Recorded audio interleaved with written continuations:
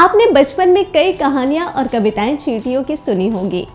चींटियों के बारे में कई तरह के उदाहरण भी कई लोग पेश करते आए हैं कि वे काफी अनुशासन वाले होते हैं। लेकिन क्या आपने कभी बचपन से ये नोटिस किया है कि चींटियां हमेशा सीधी लाइन में ही कैसे चलती है? आखिर वे अपना रास्ता कैसे नहीं भटकते? इसके पीछे का कारण आपको नहीं पता होगा, लेकिन अगर नहीं पता है तो चिंता करने की ज़रूरत नहीं, क्योंकि आज हम आपको इस रिपोर्ट में बताएंगे इसके पीछे का कारण। देखिए ये रिपोर्ट। आपने बचपन में चींटियों पर बहुत सी कविताएं और कहानियां सुनी होंगी। कई लोग चींटियों के अनुशासन का भी उदाहरण देते हैं। चींटियों को लेकर आपने बचपन से ही एक बात नोटिस की होगी कि वो एक सीधी लाइन में ही चलती है। सैकड़ों हजारों की संख्या में चलने वाली ये चींटियां अपना रास्ता नहीं भटकती। आपने कभी सोचा है कि आखिर ऐसा क्यों होता है? अगर आपको इस बारे में कोई जानकारी नहीं है तो चिंता मत कीजिए, हम इस बारे में बता रहे हैं। आपको जानकर हैरानी होगी कि दुनिया भर में चींटियों की 12,000 से ज्यादा प्रजातियां पाई जाती है। कहा जाता है कि चींटियों की साइज महज 2 से 7 मिलीमीटर ही होती है, लेकिन उनमें अपने वजन से 20 गुना ज्यादा भार उठाने की क्षमता होती है। चींटियां सोती भी नहीं है। पृथ्वी पर कुल मौजूदा चींटियों की संख्या इंसानों की तुलना में कई गुना ज्यादा है।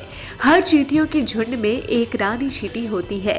रानी चींटी की उम्र 30 साल की होती है। चींटियों में किसी भी तरह के गंध को पहचानने में जबरदस्त क्षमता होती है। उनके एंटीना पर बेहद संवेदनशील ओल्फैक्टरी रिसेप्टर्स होते हैं और इसी की मदद से उन्हें खाना ढूंढने में आसानी होती है।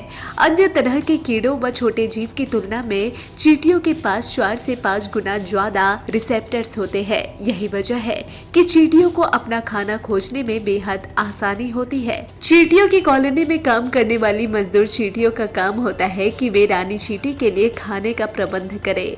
ये चींटियां अपने रिसेप्टर्स की मदद से खाने की खोज में निकलती है। जैसे ही उन्हें कहीं खाने का पता चलता है तो वे वहां फेरोमोन्स नामक का लिक्विड छोड़ देती है।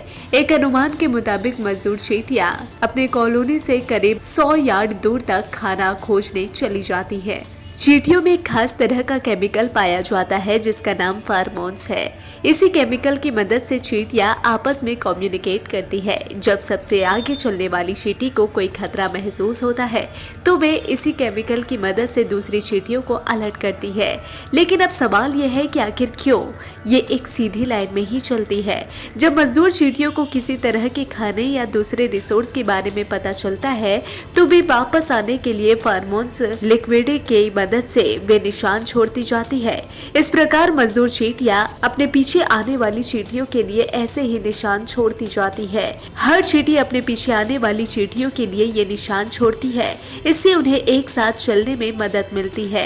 तो जैसा कि आपने देखा कि चींटियां एक विशेष प्रकार का हार्मोन्स छोड़ती चली जाती है, जिसके बाद उनके पीछे चलने वाले जो चींटियां होते हैं उन्हें आगे का रास्ता पता चलने में काफ़ी मदद मिलती है, जिसके बाद ये सीधी लाइन में अपने खाने की तलाश में निकल पड़ती है।